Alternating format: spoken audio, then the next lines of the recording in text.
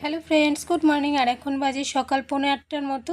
তো এদিকে আমি স্নান করে চলে এসেছি আর এখন থেকে আজকে ভিডিওটা শুরু করছি।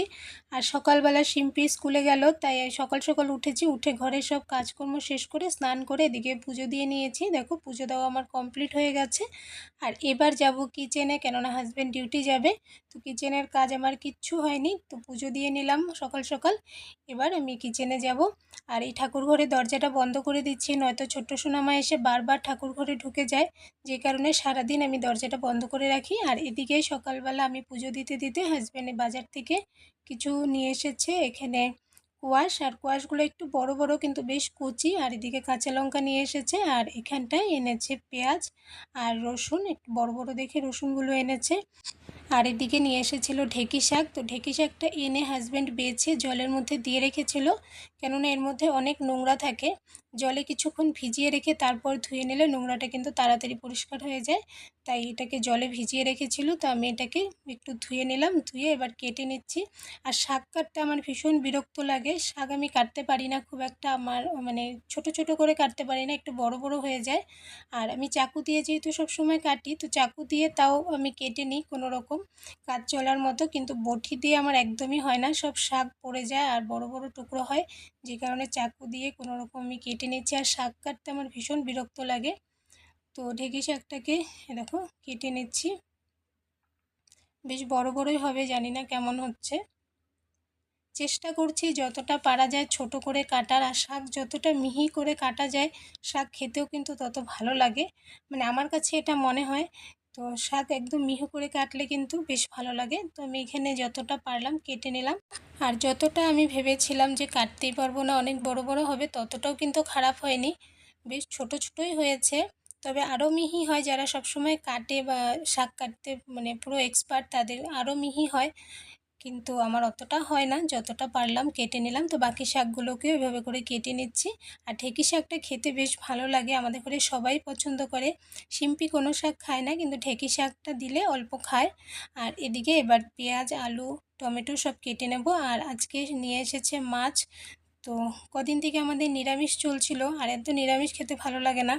তো কালকে বৃহস্পতিবার, তারপর শুক্র শনি আবারও নিরামিষ থাকবে, তো এত নিরামিষ খাওয়া যায় না, যে কারণে আজকে বললাম যে একটু মাছ নিয়ে আসো। তো সকালবেলা দিকে শাক আর মাছ নিয়ে এসেছে, তো শাক বানাবো আর মাছের ঝোল করব। তো এদিকে রসুনটা চোচা ছাড়িয়ে নিচ্ছি, আর বেশ বড় বড় রসুনগুলো ফটাফট চোচা ছাড়ানো হয়ে যাচ্ছে, ছোট ছোট রসুন হলে অনেক সময় লাগে।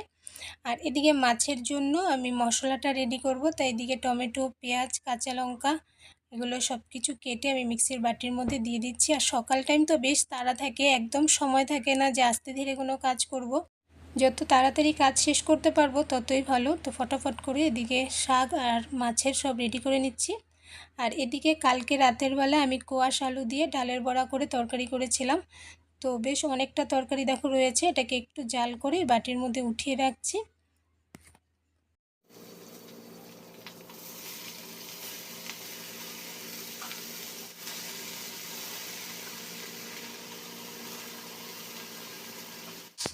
আর এখানে আমি শাকটা প্রথমে বসিয়ে দিলাম, বেশ অনেকটা রসুন সোমবারে দিয়ে তার সঙ্গে অল্প একটু পেঁয়াজ, কাঁচা লঙ্কা ফোড়ন দিয়ে আমি ঢেঁকি শাকটা বসিয়ে দিয়েছি।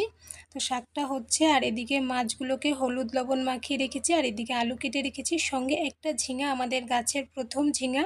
তো ঝিঙাটা ভাবছিলাম 2-3 দিন পরে পারবো, কিন্তু ঝিঙাটার মধ্যে পোকা ধরেছে, যে কারণে পেরে আনলো। তো এই ঝিঙাটাকেও কেটে মাছের সঙ্গে দিয়ে দেবো। আর এদিকে দেখো ছোট্ট সোনামা সমানে দুষ্টামি করছে, কাপড়গুলো হালকা ভেজা ছিল, আমি মেলে রেখেছিলাম, সব কাপড়গুলো নিচে ফেলে দিচ্ছে। আর এই বাথটবটার মধ্যে দাঁড়িয়ে দুষ্টামি করছে। এই বাথটবটা ওকে বার্থডেতে রিম্পি গিফট করেছে, আর ওইটার মধ্যে দাঁড়িয়ে এখানে দুষ্টামি করছে। আর এদিকে হাজব্যান্ড স্নান করে আসলো, এসে ডিউটি যাওয়ার ড্রেসটা আয়রন করে নিচ্ছে দেখো। আর ওইদিকে দুষ্টামি করে চলছে সমানে। এ দেখো বাথটবটার মধ্যে উঠে আবার দুষ্টামি করছে।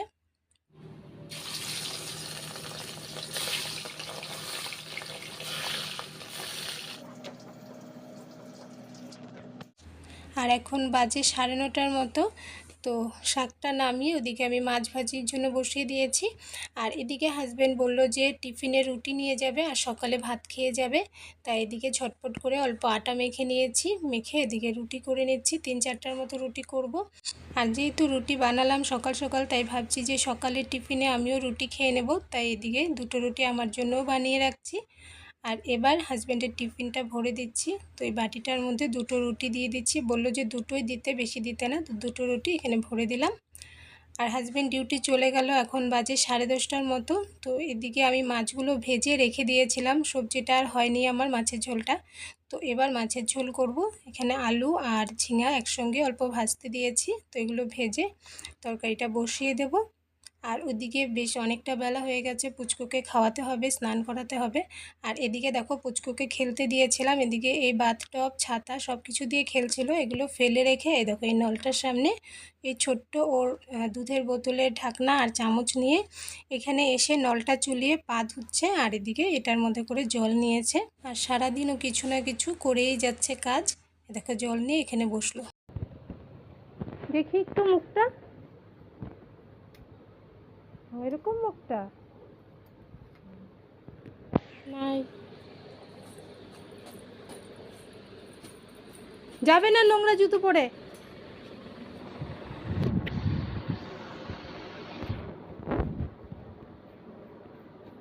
যা।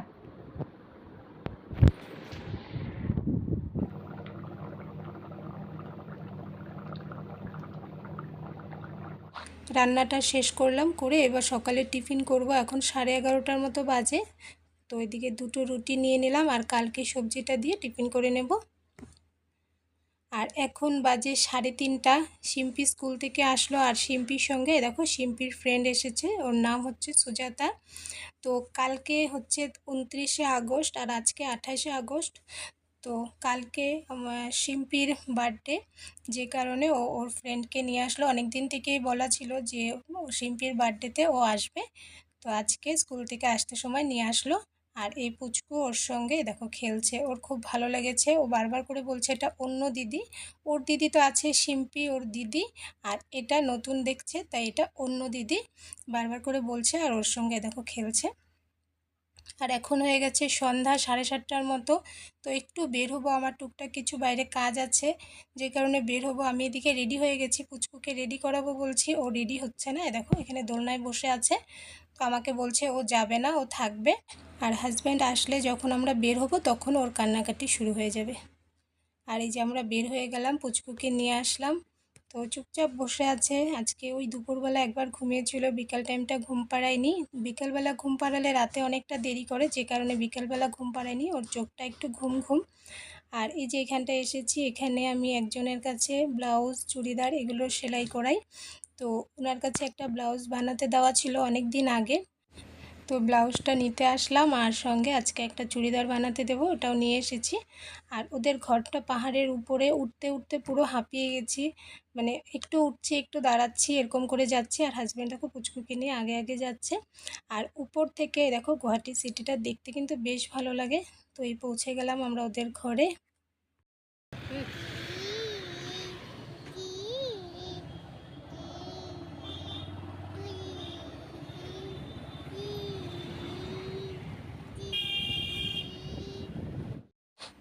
আর অনেক আগেই আমরা বাড়ি চলে এসেছিলাম, এসে রাতের খাওয়া দাওয়া কিন্তু আমরা সেরে নিয়েছি। এখন বাজে 10টা।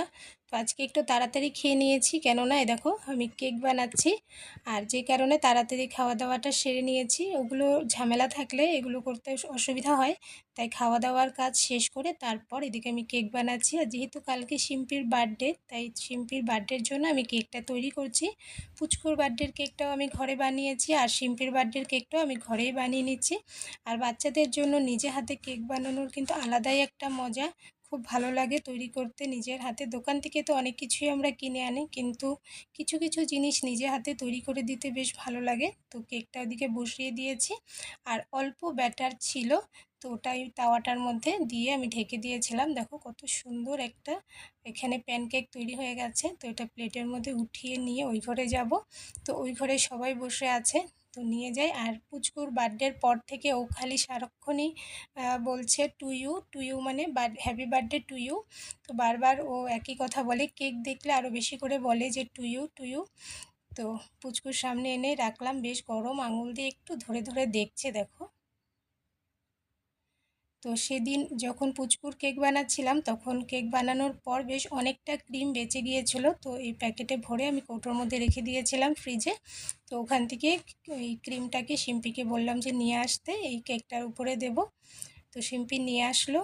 তো এই ক্রিমটা এই কেকের উপরে দিচ্ছি, তাহলে ক্রিম দিয়ে প্যানকেক তৈরি হয়ে যাবে।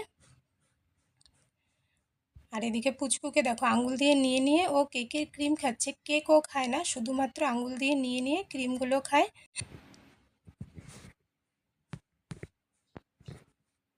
আর এই দেখো ক্রিম লাগানোর পর শিম্পি এটাকে কেটে নিচ্ছে আর পুচকু হাততালি দিচ্ছে আর সবাইকে হাততালি দিতে বলছে এবং হ্যাপি বার্থডে টু ইউ বলতে হবে। তো পুচকুর ইচ্ছা মতো আমরা হাততালি দিয়ে হ্যাপি বার্থডে টু ইউ বলে কেকটা কাটা হলো। আর এবার সবাই মিলে ভাগ করে বেশ মজা করে কেক খেলাম। আর কেকটা খুব মজার হয়েছিল, আমি বানিয়েছি এবং আমার নিজের কথা নিজেই বলছি, কিন্তু কেকটা খুব ভালো হয়েছিল, খেতে বেশ মজা হয়েছিল। আর ক্রিম লাগানোতে আরও ভালো লাগছিল, মনে হচ্ছিল যে বার্থডে কেকই খাচ্ছি। তো বেশ ভালো লেগেছে। আর এখন বাজে 11:30টার মতো। তো কেক খাওয়া আমাদের কমপ্লিট। তো এগুলো ওই ঘরে রেখে এসে তারপর বিছানা করব, রাতে ঘুমাতে হবে, সকালবেলা তাড়াতাড়ি উঠতে হবে, কেননা কালকে শিম্পির বার্থডের জন্য আমার অনেক কাজ আছে। তাই আজকে ভিডিওটা আর বেশি বড় করছি না, অনেকটা রাত্র হয়েছে। তো আজকে ভিডিও আমি এখানেই শেষ করছি। নেক্সট আবার একটা নতুন ভিডিও নিয়ে তোমাদের সঙ্গে আবারও দেখা হবে। তোমরা সবাই ভালো থেকো, সুস্থ থেকো। তাহলে আজকের জন্য বাই বাই।